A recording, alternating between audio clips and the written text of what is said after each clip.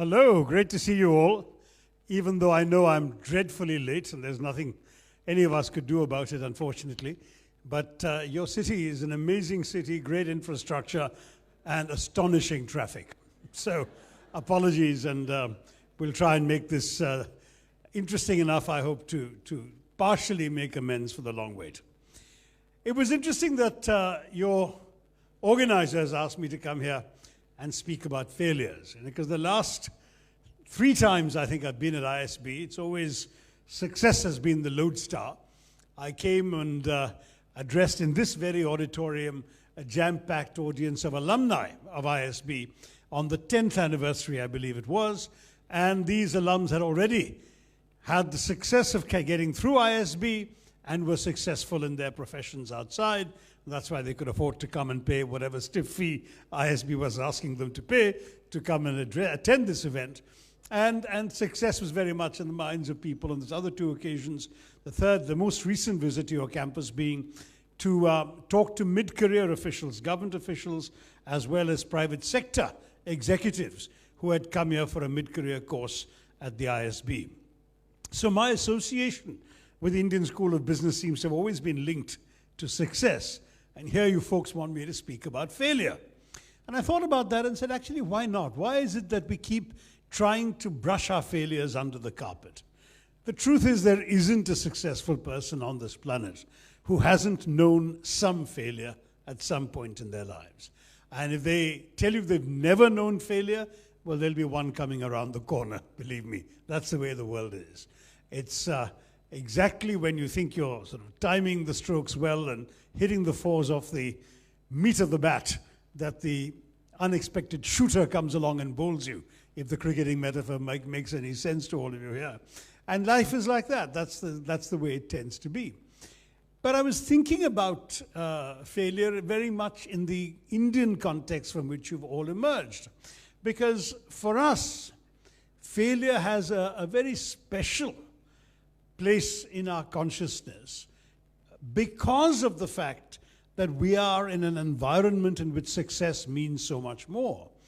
An intensely competitive environment. It's tough to get into a good school, tough to get into a good college, tough to get a good job.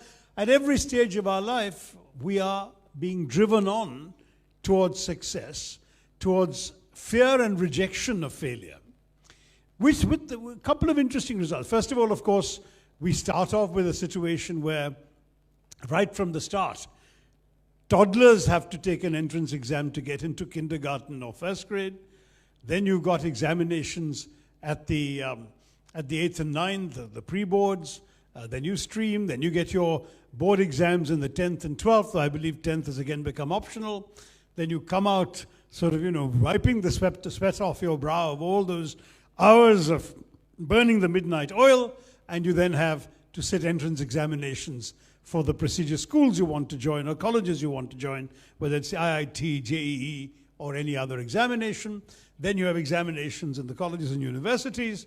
And then if you want to go on to graduate school, a place like the Indian School of Business, you again have to take the GMAT, right?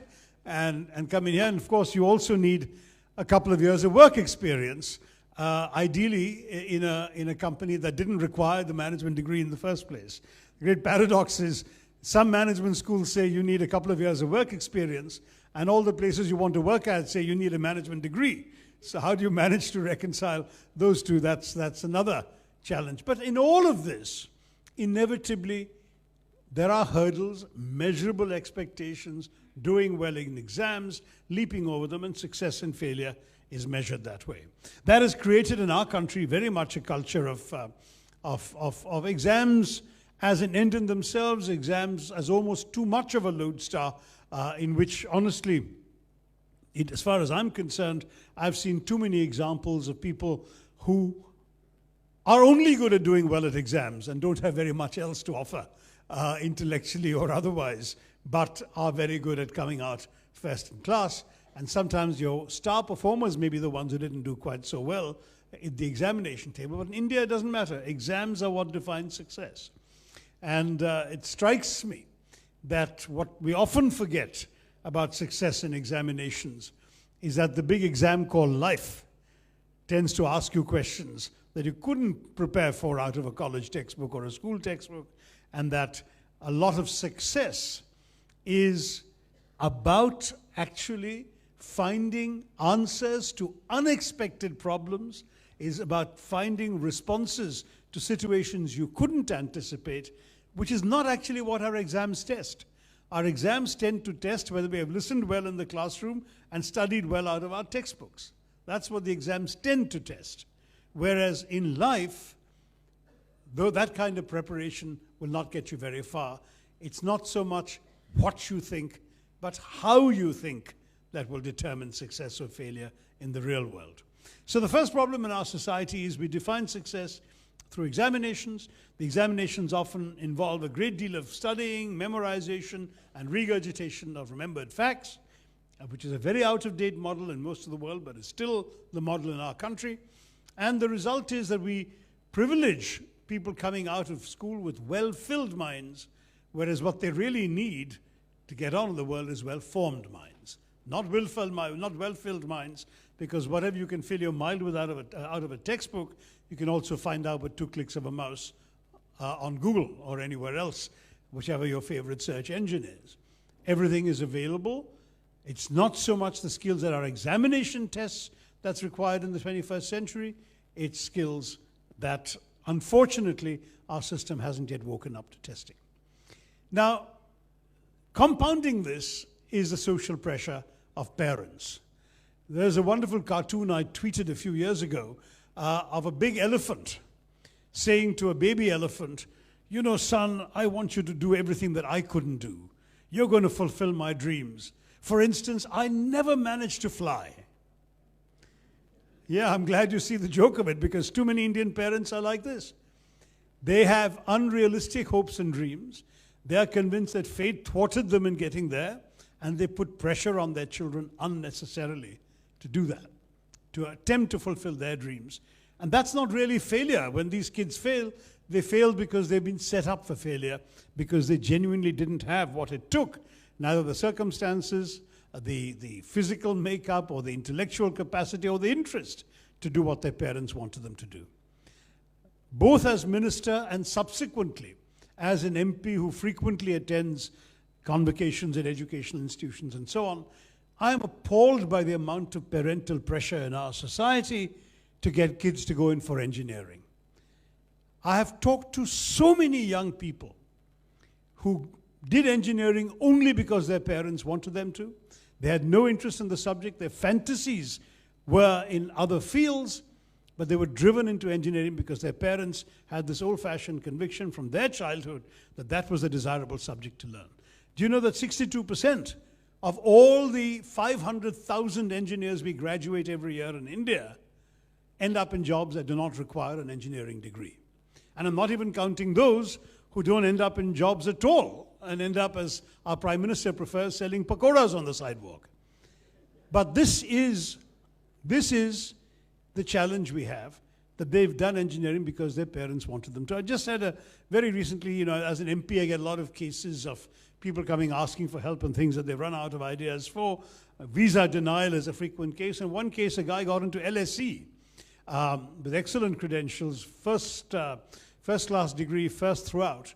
But his visa was denied by the British because they said, "Why are you going to study international relations and political science when your bachelor's degree is in engineering and you've come first in engineering?" So I asked the boy the same question. I said, what is your reason? And he said, "My reason is I didn't want to study engineering. I wanted always to study international relations and political science. And my parents said, 'No, what's the use of that? That doesn't get you a job. Engineering is what you must do.'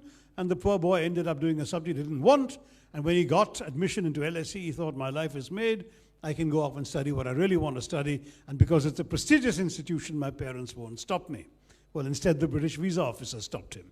So I'm going to try and deal with the appeal to the British officer separately, but I'm just saying failure takes unexpected shapes, and it's often not the fault of the person who fails.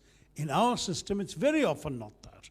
And particularly if the yardsticks we apply from examinations to the kinds of subjects we impose really set you up for failure, then it's wrong to blame the person who's failed.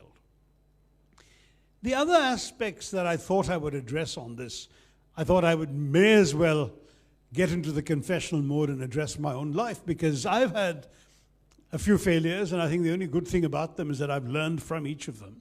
And I've learned some lessons I'm happy to share with all of you. So I'm one of these kids, by the way, who actually was very good at taking examinations. So I came first in everything throughout, including subjects I didn't care about. And when we streamed between science and humanities, in those days at the end of the 8th standard, the beginning of the 9th, I opted for humanities, and my teachers were so upset they called my parents to the school and said, this guy's been our best science student throughout, he's come first in science throughout, why is he opting for humanities? And my parents, who like every middle-class Indian parent wanted me to be a doctor or an engineer, said, what's the matter with you? And I said, because I don't like the subject. But they said, you come first. I said, yeah, I know how to study for examinations. But 2 days after the examinations, I've forgotten everything I wrote in the answer sheet. But you ask me about history or literature or whatever, and I'll talk to you even now about things that I didn't even learn in school, but learned out of my own interest outside. And I was blessed to have parents who allowed me, at that time, we're talking more than a generation, 2 generations ago, to study what I wanted to study, but many others didn't have that good fortune. But still, the expectation of doing well was very much there. I remember the only year in my entire school and college life that I didn't come first. I'd come third in class that year. It was like there was a funeral going on. I mean, I was greeted with this look of utter despair and horror and devastation on the part of both my parents, and I slunk into a darkened room and nursed brooding thoughts about whether my life had come to an end and whether there was any purpose in going on. That was the kind of tyranny of expectation that my parents also did impose on me. I could study what I wanted to, but I better do it well. And that, again, I suppose could have driven me to drugs or something. Instead, it drove me, I think, to want to excel and make them happy. And most Indian kids do end up making that second choice.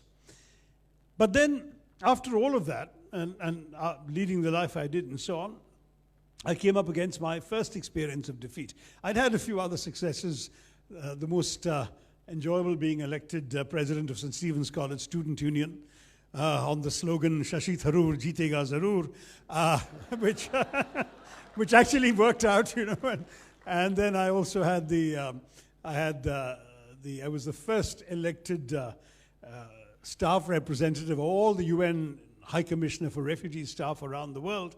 So I'd had all of these. I'd never really known a setback until I was invited by the government of India to run for Secretary General of the United Nations. And I kind of allowed myself to believe this was destiny. I did have a very unusually extensive experience in all the important domains of the UN's work: humanitarian, peacekeeping, the political work of the Secretary General's office, been in the Security Council, been in the fundraising business, been in public information, managed budgets, been an Under-Secretary General. So I thought, this is it. You know, my entire life has been a preparation for this. And I went out and campaigned, though my nomination had been rather last minute. And as you all know, I didn't make it. In the very first ballot, I came 2 votes shy of Mr. Ban Ki-moon. And in the final ballot, I was vetoed by as we all now know, the United States, but by a permanent member is all we knew at that time. And in the UN Security Council, when a permanent member votes against you, you're out. Now, for me, that was a very major blow, and you know, one can look back and think about all the things that might have gone wrong. But I had to essentially deal with the first major failure of my life, the first major professional setback in my life. And I found myself dealing with it in 2 ways. Not by minimizing the significance of it. A defeat is a defeat. As Groucho Marx cruelly said, close but no cigar. You know, I didn't get the cigar to celebrate, and therefore, at the end of the day, there was a defeat one had to come to terms with. I was, to some degree, comforted in the idea one had instilled in one from the Bhagavad Gita that ultimately you do your duty without expectation of reward, and the reward is not the only purpose of the effort. You make the effort because it was worth making in its own right. And you know, for India, we had never put forward formally a candidate for Secretary General ever before. under the sort of Bugenstern system we have in the UN Security Council for Secretaries General, it informally evolved into a situation where there'd be 10 years for each continent. So if Asia got it in 2006, then 2016 would be a European, 2026 would be a Latin American, 2036 would be an African, and it would be 2046 before India got another turn. So if India was going to bid for it, this was clearly the only time it could in the foreseeable future. And certainly for me, I'd be 90 in 2046, so I wasn't going to be a contender later. So when this opportunity came, this was the right thing to do, and it was the right thing to make the best and most sincere possible effort to make this work. It didn't work. Now, one thing you have to recognize is to understand the circumstances of why it didn't work. And I'm not talking about assigning blame or pointing fingers. You have to understand one basic fact. In something like this, it's not about the best resume. It's not about the most relevant credentials. It's not even about the fluency in both the UN languages, English and French, which I had. It's not about any of those things. It's ultimately about the political choices made by the 15 members of the Security Council, and most important, the 5 permanent members.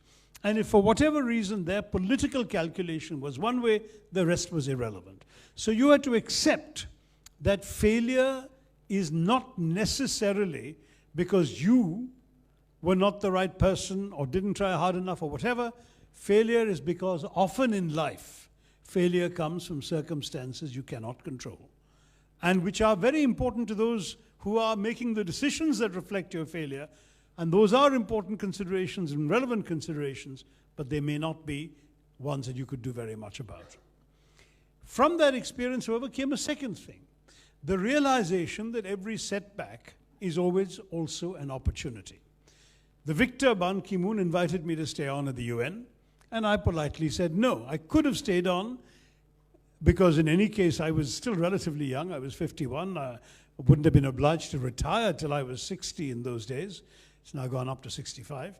But I felt that having sought the top job and lost, that my staying on would be in bad taste because anything I said or did would seemingly cast a shadow on the person who had won. And I thought it was best that I leave a free hand and not hang around. And then I had to rethink my life.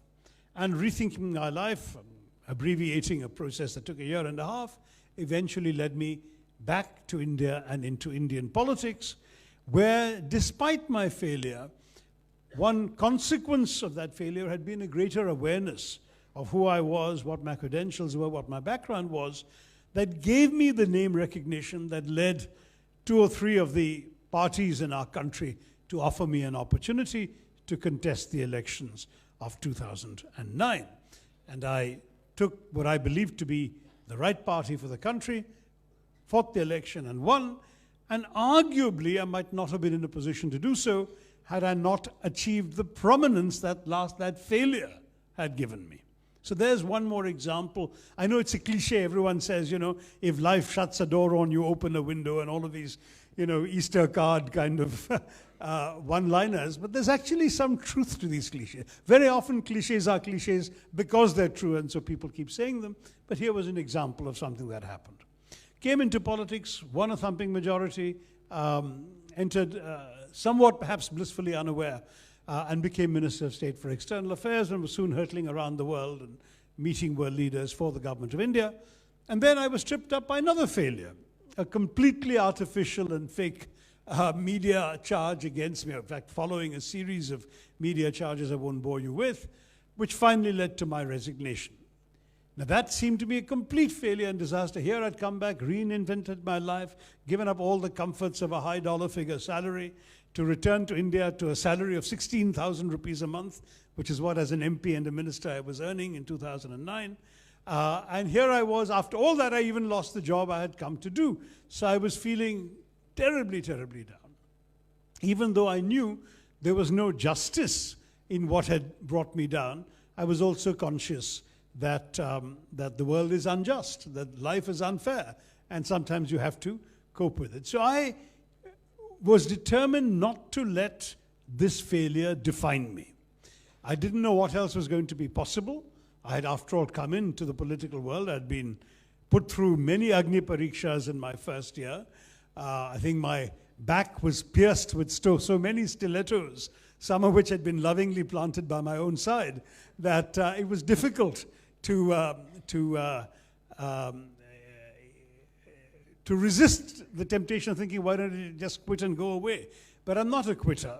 And I said, no, I want to show those people who believe in me that I came back with the best of intentions. I'm determined to make a go of it. So I devoted myself instead to my constituency and set about being the best constituency MP I could possibly be in the course of the next couple of years. Meanwhile, of course, all the fake charges were demonstrated to be fake, and I was reinstated into the ministry. But meanwhile, I had learned another couple of valuable lessons. In Indian politics, for example, if I'd carried on from day one being Minister of State for External Affairs, I would never have been re-elected from Thiruvananthapuram, because I was literally traveling 5 days out of 7, having meetings the other 2. I was hardly seen in the constituency during my 1 year as an External Affairs Minister. And in Kerala, and in particularly amongst the voters of Kerala, there is a perception that the job of a politician is by their side, by the side of the voters, and being there, responding to local needs and demands, attending to their problems, etc., and not gallivanting around the world serving the government of India. So that defeat and failure of losing that ministry gave me the opportunity to demonstrate how much I could do for my voters, and that again was one more door shutting and one more window opening that again led to new success. So one more opportunity that failure provides is an opportunity to do something different that may actually give you a different success. In fact, my hard work at that time made it possible for me, despite very many adverse circumstances, to win re-election simply because things I had done had made a difference to the lives of so many people in my constituency that they had a reason to vote for me despite all the problems we were facing in 2014. And when I speak about failure in this very intensely personal sense, I am essentially encouraging all of you to think along these lines. As I learned from the UN race, do the best that you can do, and then you cannot reproach yourself for failing. Because if failing is for circumstances beyond your control, all you can reproach yourself for is if you didn't try to do everything you could have tried. If you've done your best, worked hard and sincerely, then it is not truly failure, it is merely a lesson. Secondly, as I said, allow failures to open doors for you. Try and do something different that may actually create opportunities for you to find a different meaning for success in your own life. And third, when, as we saw in that last example I gave you, when a failure and a setback seems to be one that actually there's no redeeming feature for, you just knuckled under, do your very best at whatever it is you can be allowed to do, and demonstrate through your excellence at that you are not to be defined by the failure that set you back. So these are 3 examples from my own life that I learned that I'm happy to share with you all. There are probably broader questions we could discuss in the Q&A, including institutional failures, political party failures, governmental failures. Failures can take many, many dimensions. But I thought since every one of you is a human being, a human story of an individual, and how they deal with failure might be the most relevant way of addressing the topic. It's another cliche I'm going to toss at you, that it doesn't matter how hard you fall, it only matters how quickly you pick yourself up.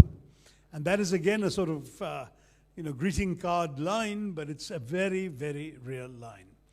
Ultimately, you need to be able to stand up and show what you're worth. One of the things, by the way, a small tip on the margins for those of you who encounter failure, try not to let it show. I remember Kofi Annan, my late boss as UN Secretary General, telling me once during a particularly hard moment in his life, an African proverb that his father had taught him. And I couldn't understand the proverb when he said the proverb is, when the sharks bite you, do not bleed. I thought, how can that be? When the sharks bite you, of course you'll bleed. And I finally understood the meaning of it when I started going through, this is not so much a failure as a lot of unjustified accusations amongst very, very vested interests in and outside the media and in politics relating to the passing away of my wife. When all these accusations are coming, I realized suddenly what he meant. They want the satisfaction of seeing you bleed. If you deny them that satisfaction, they'll soon give up biting because they've got nothing to gain out of it. And it turned out to be a very valuable lesson. It also applies to failures. When you fail, don't show yourself to be a defeated person. Rather, show yourself to be a determined person who will succeed the next time. Another cliche of Robert Bruce, who kept on trying and trying and trying until he succeeded. And there's another, I think, an American sportsman who said, if you fail, it doesn't matter. You may not succeed next time. You may fail again, but fail better. So let me just say, all of us will have failures, but we can fail better by learning the kinds of lessons I've tried to tell you. And at the same time, if each of us is determined to do the best we can for ourselves, ultimately, the simplest lesson in life is be the best you that you can be. Right? Nobody else can be a better you than you are. You know what you're capable of. You know what yardsticks you can set yourself. You know what your talents are. You know what you can do that's within the realm of possibility, or even a slight stretch. We should always stretch our possibilities, see how far we can go. But you also know that, if you can't sing, you can't sing. You can't be made a failure in a singing contest because somebody else sings better. Well, you're not a singer. You may have some other talent. Develop that talent, explore it, and be the best you can be at that. And it seems to me that as long as you're the best you that you can possibly be, you may not ever avoid or escape the risk of failure, but you will bounce from it to go on to future success. Thank you very much.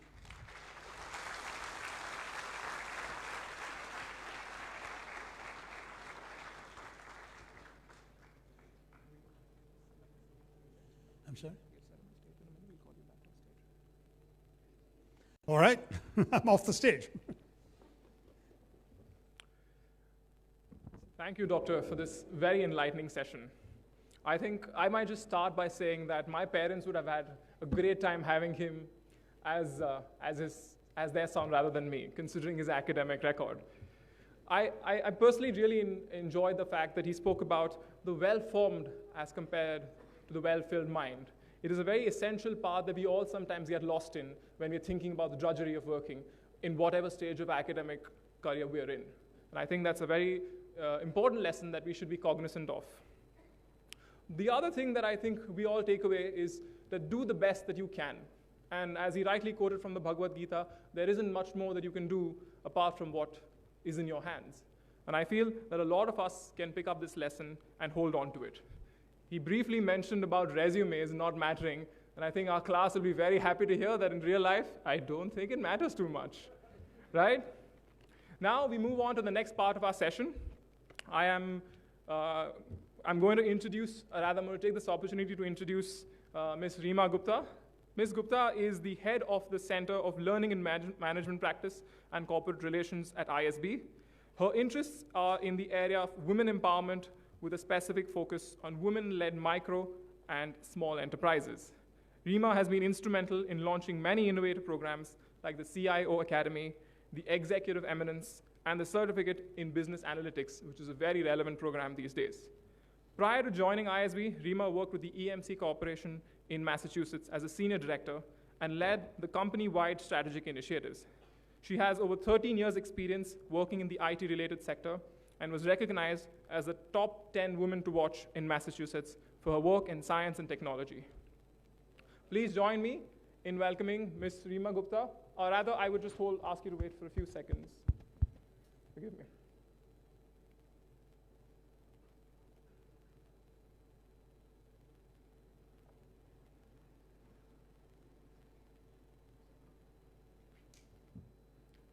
Small failures in life, guys. I would now like to invite you on stage, and Dr. Tharoor, please come back. Guys, please give a round of welcome.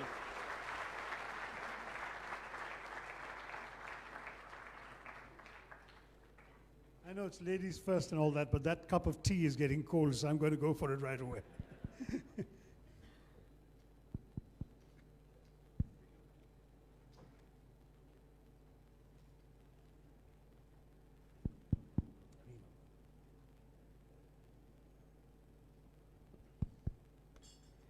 Good evening. Thank you, Dr. Tharoor, for a very enlightening and inspiring session. It's a pleasure to be here. I agree with you. I think failures don't define us. If that was the case, I wouldn't have made the progress, although I'm diametrically opposite to you. So I did fail. I was not the person who came first in class. I did fail in my 7th grade, actually, in quite a lot of subjects. One of the things was, the good news was my parents were also very open. They said, she'll find a way. But by the time I got to college, I kind of made up for those failures. And it's been a great journey, letting failures not define me. And I think there's a lot of things we can learn from the life lessons. I think, as you said, in India especially, it's the exams, what performance you have on exams that our parents put a lot of pressure. And maybe I'd like to follow that up because you gave the Indian context. And one of the questions was, how does this, our meritocracy-focused Indian society, how does that relate to innovation? And maybe from your experience in working with UN and many other countries being exposed to it, can you tell us if there is a positive relationship between acceptance of failure and innovation? Actually, oddly enough, I think, first of all, our system does not privilege innovation. We actually privilege a lot of regurgitation, and too much of our system requires students to essentially shut up and listen to the teacher rather than questioning the teacher, questioning the assumptions. We used to joke that, school is where you learn to answer the questions and college is where you learn to question the answers. But in truth, you rarely do that, even in college in India today. It's also, of course, a problem of scale and numbers. When classrooms are 45, 50 people, it becomes difficult for teachers to indulge the creative student who challenges the basic assumptions. It makes it easier for the teacher to just say, listen to me and I'll explain it as we go along, and never really address the question. We train people to say why, we don't train them to ask why not. And I think these are genuine handicaps when it comes to innovation. We were a very innovative culture. We came up with so many of the foundational ideas of mathematics and in metallurgy and astronomy and various disciplines a couple of thousand years ago. The country that invented the zero, let's not forget. And yet today it seems that all we do invent is zero. So we really have a lot more to do. I think there's this wonderful line that Einstein wrote in a letter to a school in Brazil, which was unearthed a couple of years ago by accident in an old box. And the letter said, in encouraging creativity in the classroom, he said, dear children, why would you want to be a chicken when you can be a lark? Why would you want to just be content with squawking what the teacher has told you when you can be soaring in the skies and singing? And to my mind, this is the very, very important lesson. We don't encourage our children to be larks, to be songbirds. We encourage them, in fact, to be chickens, and that's really very sad.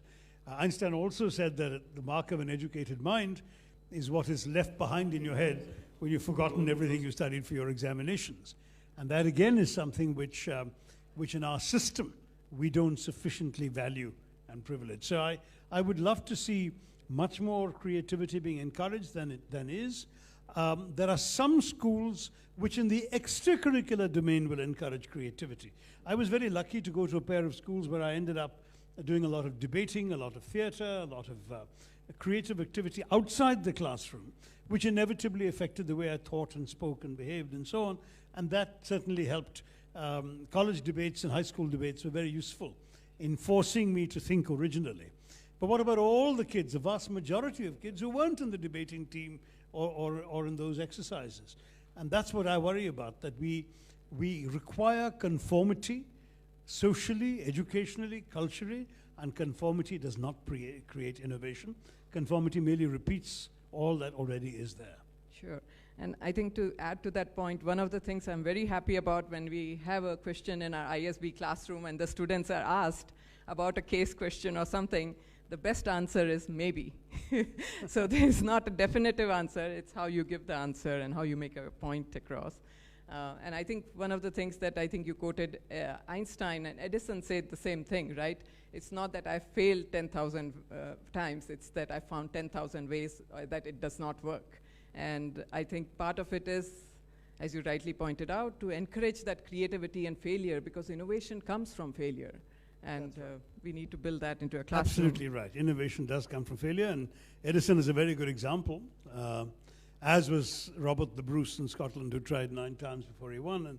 And the case of Edison, yes, I think it may not have been 10,000 times, but it was several efforts to find out an effective way of transmitting electricity to a light bulb, which he finally successfully did.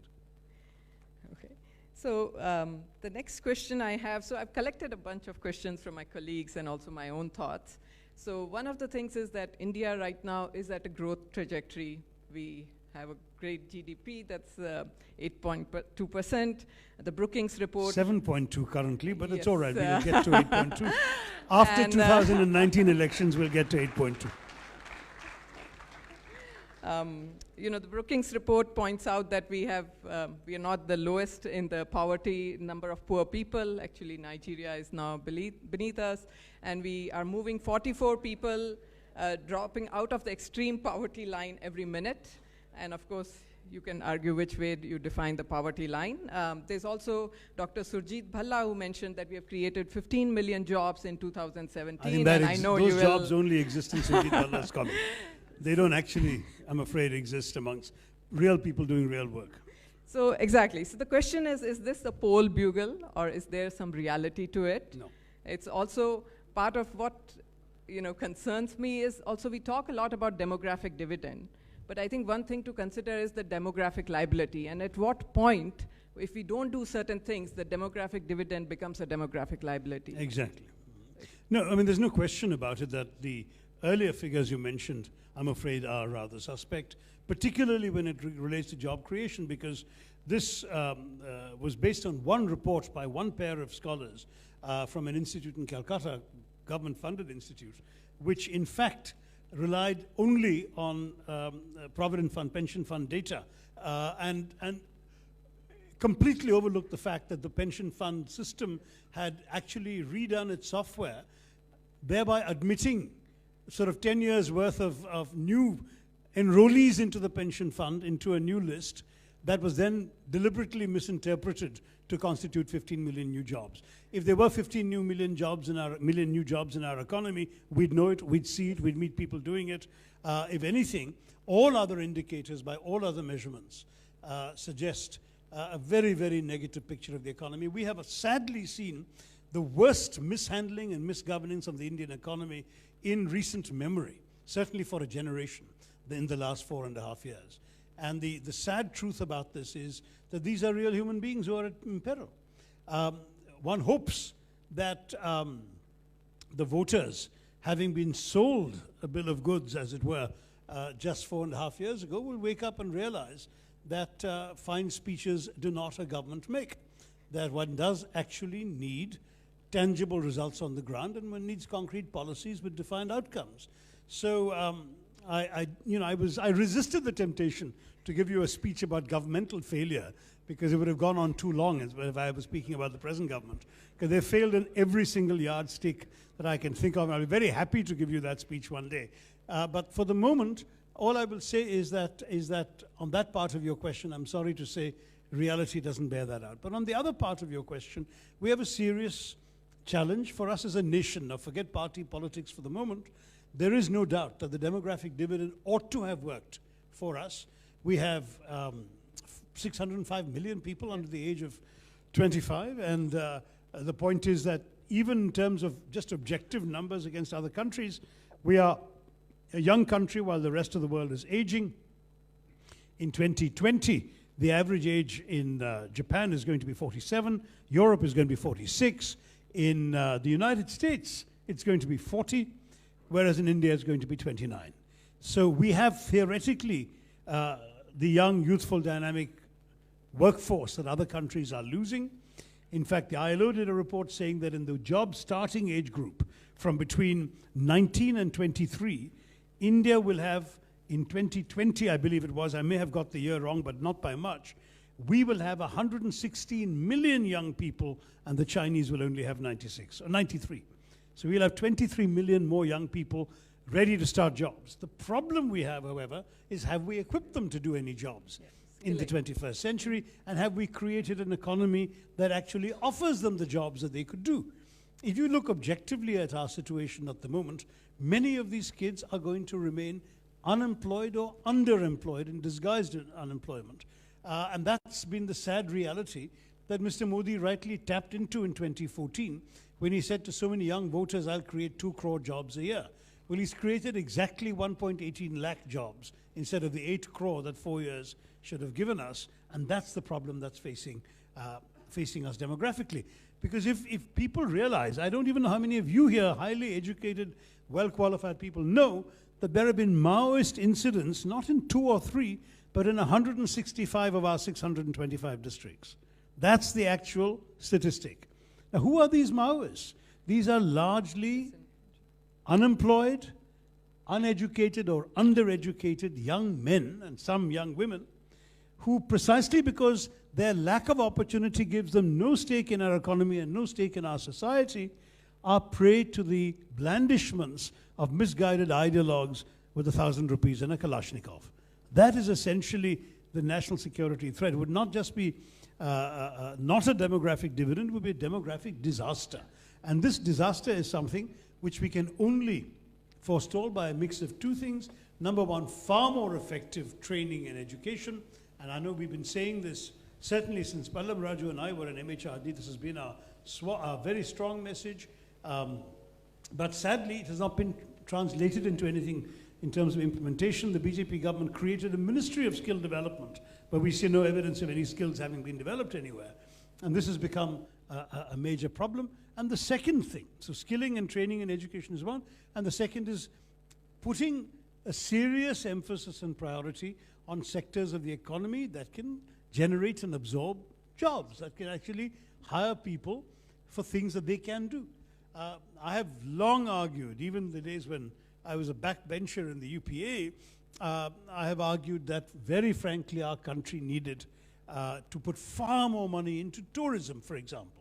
There have been global studies that have demonstrated that $1,000 spent on tourism, invested in tourism, employs 8 times as many people as $1,000 invested in industry. So there's no question that this is necessary in a surplus labor economy like ours, and we need to be able to, for example, create better tourist infrastructure so more tourists will come, create all the ancillary stuff around in the hotels, the restaurants, the gift shops, and so on, because these are all things that actually can absorb not just people, but even semi-skilled and unskilled people. It doesn't take much training to be a waiter, to be a busboy, to be a Mali's assistant, to be a darwan at the door, all of these things which tourists and hospitality industries need. We need to focus also on things like how we can actually generate jobs that can be done in a sustainable way in an environment in which more and more jobs are disappearing. Right? We can't say make in India to people who are going to be making their products somewhere else because they don't need human beings to make them anymore. They've got machines making them. I read an alarming study from the Oxford Martin School, and I'm cursing myself for not having kept the reference because I can no longer find it, which said that by 2030, 65% of the jobs in the world, I must be the developed world, I guess the Western world, 65% of the jobs will be jobs that don't exist today. So that's the kind of, you've got to be so much on your toes to acquire skills to do the kind of work that literally we cannot imagine today because these jobs don't exist. And conversely, the report said, a substantial percentage, I've forgotten the exact number, but a substantial percentage of today's jobs will cease to exist by 2030. And one example I often give, because I've seen this in my own years of speechifying. You know, if you had invited me to speak on our economy 10 years ago, and I just, 9 years ago, just come into politics, I would have made a big song and dance about a great Indian innovation called medical transcription. In the 1990s, when we got connected, India came up with this brilliant business process offshoring idea, which was that an American doctor would see his patients during the day, would dictate his notes into a dictaphone or a machine, it would be zinged overnight by fiber optic cable to India.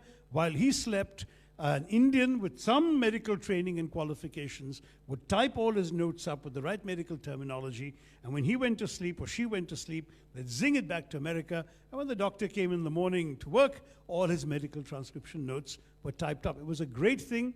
India became a world leader in this profession that Indians had invented that was very much an emblematic of the way in which IT had transformed opportunities in India's economy.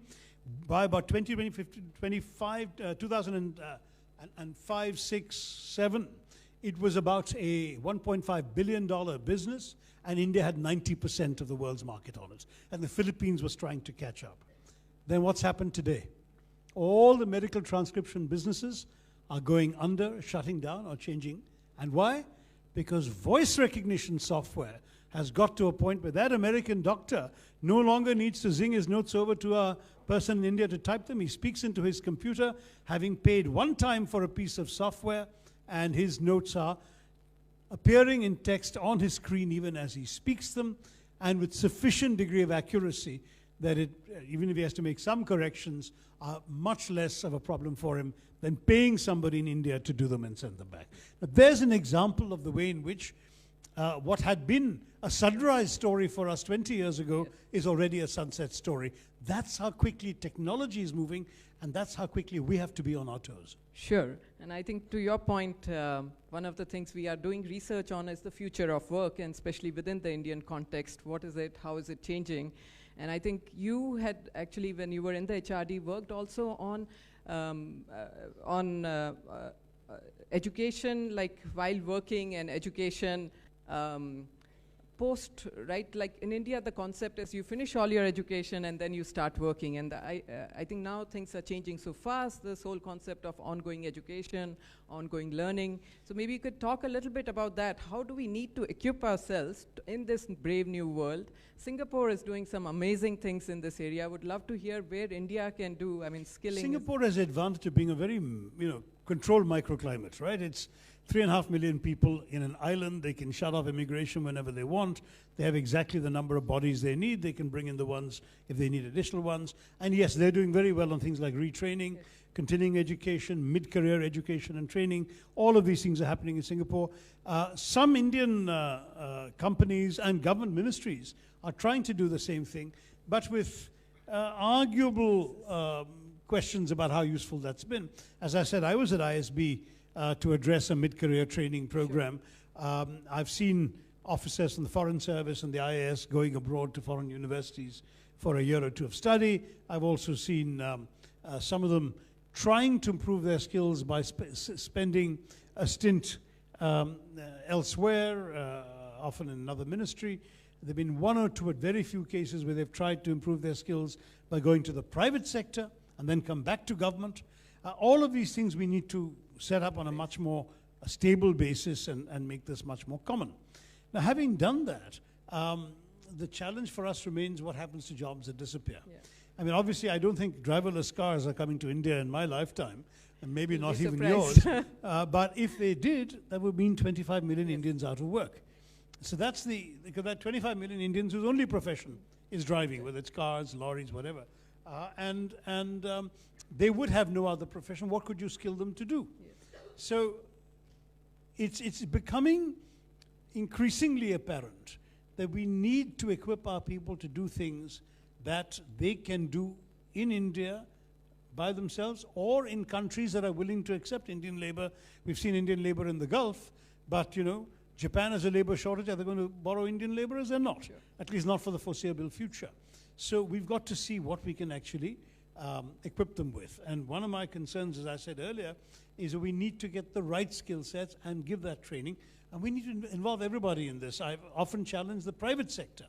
Why should we leave it only to the government and the labor ministry to set up its ITIs and train people in operating equipment that's already out of date in the industry? Why can't we get industry to actually set up, make it obligatory for every company of a certain size? I would even do it by law. Make it obligatory for them to have a skill training center attached to them where they train people, and then they can absorb the best of them in their own companies if they want, but the rest have a certificate and go out into the job market elsewhere. We have a crippling, a crying need for this kind of thing, and a crippling shortage Sure. of many skilled requirements. Right. And I think just to your point, like we had Taiwanese delegation here visiting us of higher education institutions, and they're facing the opposite of our problem, right? They have that inverted pyramid in terms of demographics, and their universities, so part of it could be that we look at alliances and form policy around that, where we leverage the East network of the East and maybe leverage their universities' infrastructure to do joint initiatives. And I think there's an opportunity that we have not tapped in as much, and there's a potential to build on that. Sure. So the last question from me, and I know the audience has been patiently waiting. So I think this is with respect to, I was just reading up, and it mentioned that you had introduced a private member's bill in the parliament, most notably to amend the Article 377. And it is phenomenal to see the Supreme Court now finally coming out with this verdict and for the 377 article and striking down this article. And my question to you would be regarding the role of judiciary versus the policymakers in a democracy. Okay. Well, before responding to that, let me say there was actually an example I was also going to use in my speech on failures, because I failed. She said I introduced the bill. I didn't succeed in introducing the bill. Twice it was voted down at the stage of introductions. It was never formally introduced. So it was actually a failure. But I left out the example simply because we were running out of time. Let me say, however, what I would have said now that she's raised the issue.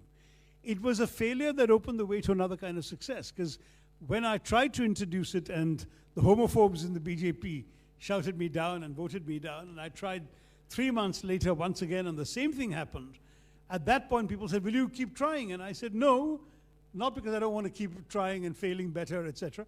I said no because I remember Einstein's definition of insanity as being doing the same thing over and over again and expecting a different result.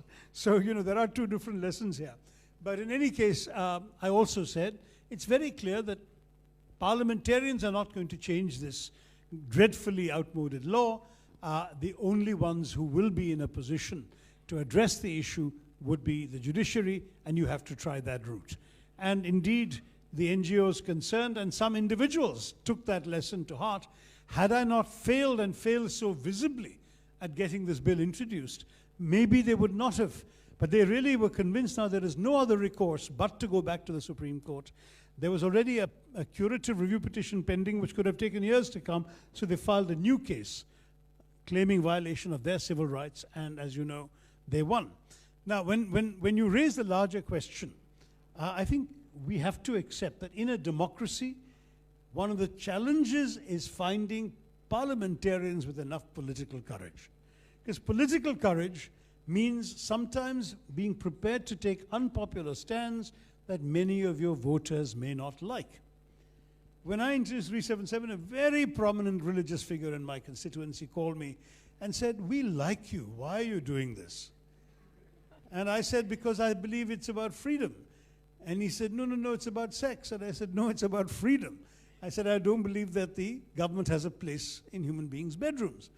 He said, no, we'll talk about this. Fortunately, he didn't stop supporting me so far, but the fact is that that is the kind of pressure that any parliamentarian would come up against, because there are traditional views, there are religious views, there are conservative views in every society, and on some things, politicians are privately relieved to leave it to the judiciary.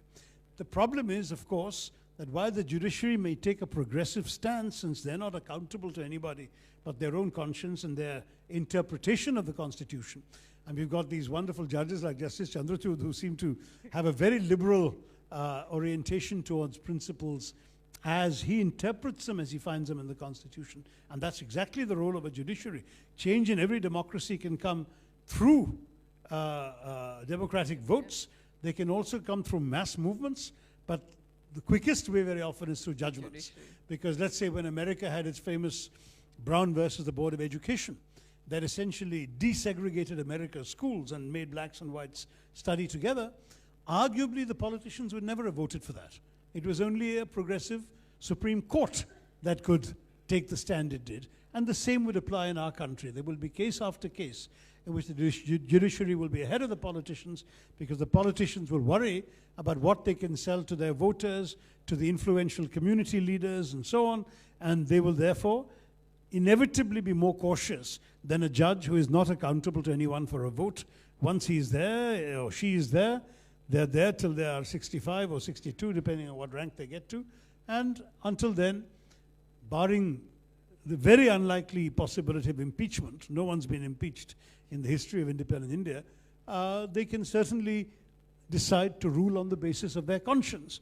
And that's what the court has been doing. Sure. No, thank you. With that, we'll open the forum for open questions from anyone. So I have the students who will moderate it. We've received a lot of questions. Thank you all for the same. However, in the interest of time, and since Dr. Tharoor has to catch a flight as well, we'll be limiting to a few questions. The first one is by Mr. Akshay Thakur. Please identify yourself and ask your question. Good evening.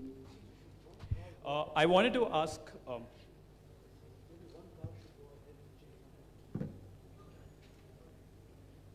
Sorry, go ahead.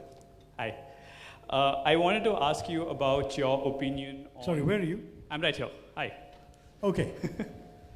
I wanted to ask you about your opinion on the recent verdict on the Aadhaar. Given that the Aadhaar is already leaked a lot and there are massive privacy issues, millions of people's Aadhaar details have been leaked and privacy has been compromised, do you think in a rush to fix issues of identity and providing a better PDS system, the government has forgotten about privacy?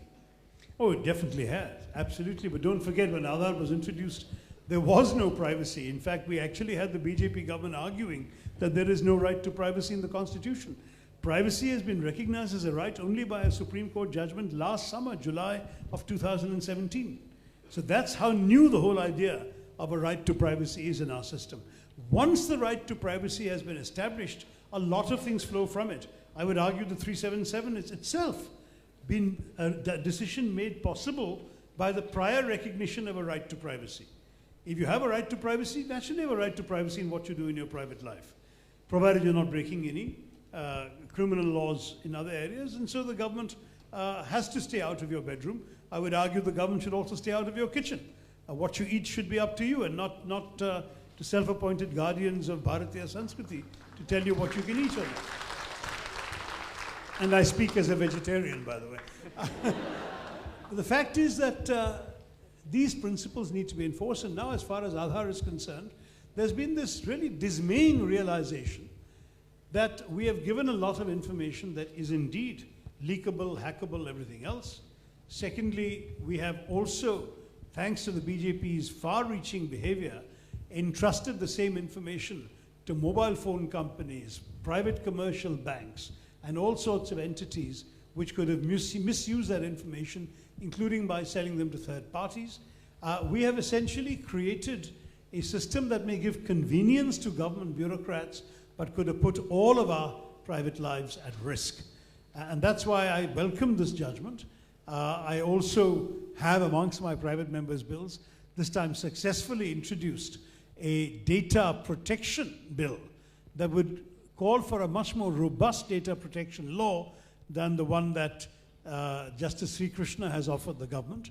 I've also sent a copy of my bill to the government saying, please consider these as well. Don't care about pride of authorship.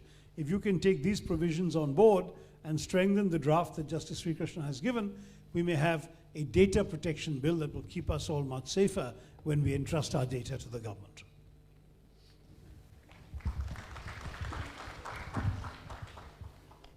The next question is by Mr. Bhaskar Bharadwaj. Yeah. Good evening, Dr. Tharoor. Yeah, I'm sorry. So my question is about India's foreign policy. Indians what policy? India's foreign policy. Yeah. With respect to US. So we've seen that, almost every country that has grown close to the United States, US somehow... Could you hold the mic a little closer or something? I'm not hearing every word. Yeah. So almost every country that grows close to the United States, we've seen that US somehow ends up pressurizing them into delivering to cater to its needs, right? And India has healthy relationships with Iran. And right now we are facing a lot of pressure from the United States to cut back on oil and all. So do you think our sovereignty will prevail in the long run with respect to dealing with our neighbors? That's actually a particularly interesting issue that's arisen right now. You see, the earlier sanctions on Iran, pretty much everyone abided by, because there was a general perception that Iran was developing a nuclear weapon and that it would be a menace to the region and beyond, and therefore there was pretty much worldwide support for that first set of sanctions. Then, as you know, there was the Iran-US nuclear deal.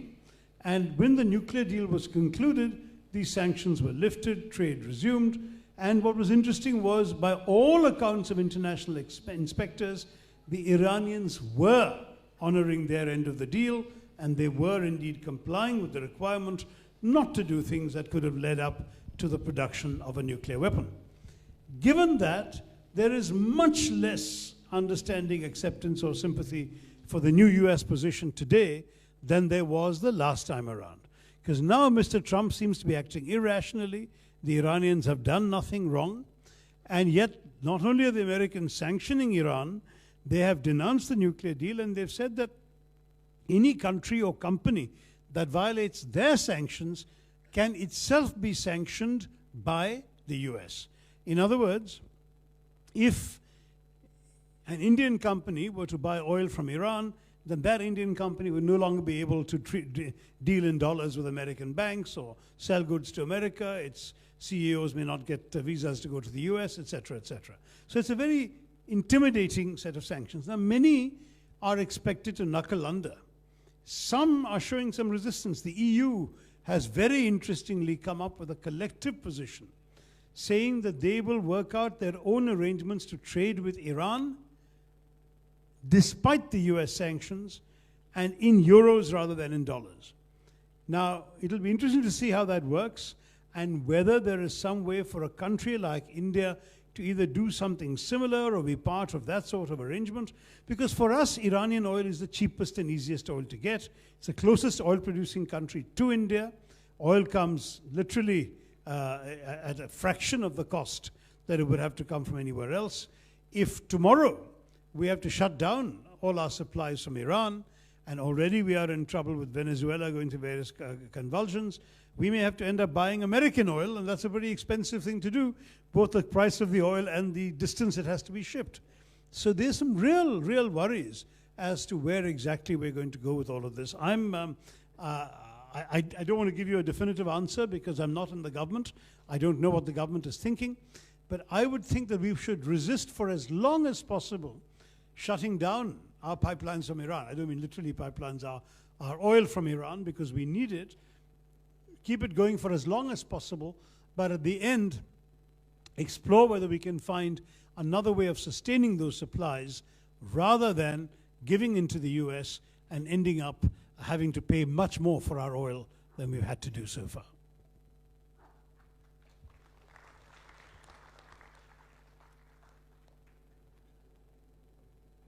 In the interest of time, I'm taking one more question, and this is from Ms. Sukriti Reddy. Sukriti Reddy. Hello, sir. Hello. So my question is kind of follow-up on judiciary versus political implications. So the recent Sabrimala, whatever the verdict had come out, it didn't go out well with a lot of people, including a lot of women. So I would like to know your views on this debate on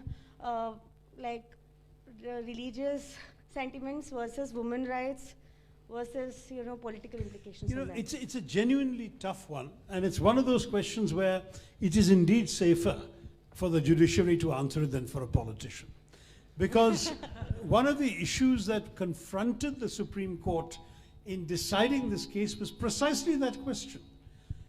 Does the yardstick of rational legislation and constitutional language, constitutional reasoning, apply to matters of faith, which by definition are beyond rationality?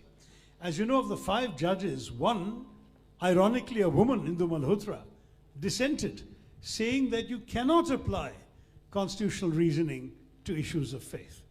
And it's very interesting, there's another case coming up shortly regarding women's access to the Haji Ali Mosque. Having taken this decision on Sabrimala, the court will have no choice but to take the same decision on Haji Ali Mosque, and we'll soon find outraged Muslims on the streets, just as you've got outraged Hindus on the streets right now in parts of particularly South and Central Kerala. It's a tough question. Now, having said that, I, as somebody who's been a student of history as well as I said earlier, an instinctive liberal myself, I obviously have my own sympathies. And I'm very conscious that every time any historic change came, there were a lot of traditionalists who resisted it.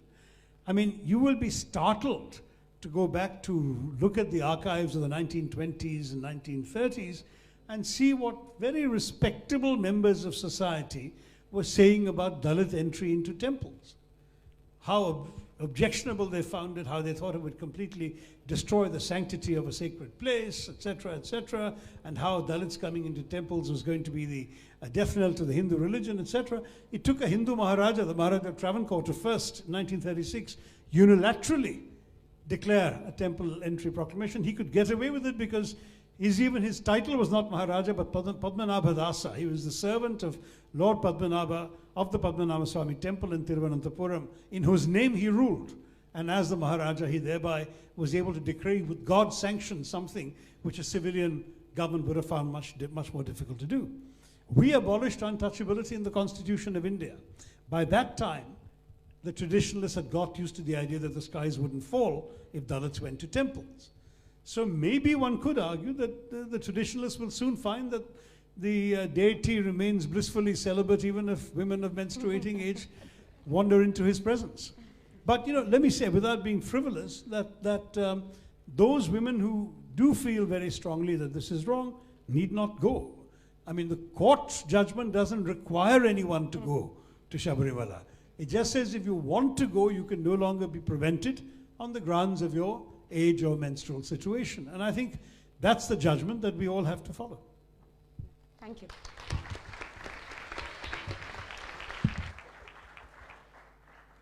I would like to now call Ramya on stage for the vote of thanks. As we come to the end of the first edition of ILS Masterclass, it's my utmost honor to thank Dr. Tharoor for being gracious and taking time out of his unimaginably busy schedule and talking to the ISB community about the role that failures play in our lives. We hope that ISB was a memorable experience for you, as it has been for us, and we wish that this collaboration will be long-lasting. We would like to take this opportunity to thank Dr. Tharoor's team, especially Mr. John Koshi and Mr. Raghav Sharma for their unconditional support over the last month. We would also like to thank our very own Dean and faculty members for making this process smooth for us and giving us unwavering support whenever needed. And of course, our ILS team and volunteers who are constantly working hard behind the scenes to bring events like these to life. Last but not the least, thank you all for being a wonderful audience. All we do is for you. I now request Ms. Pallavi Ramanujam to present a token of appreciation from ILS team to our guests.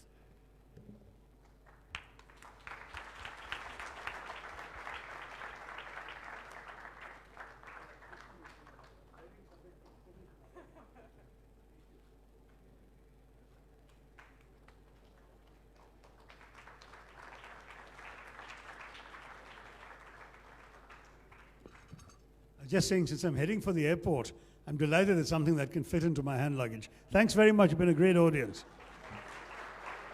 I would request everybody to please remain seated while we escort Dr. Tharoor out. Kindly comply with us so that the process is smooth. Please be seated. I'll let you all know when you all can go out. It won't be too long.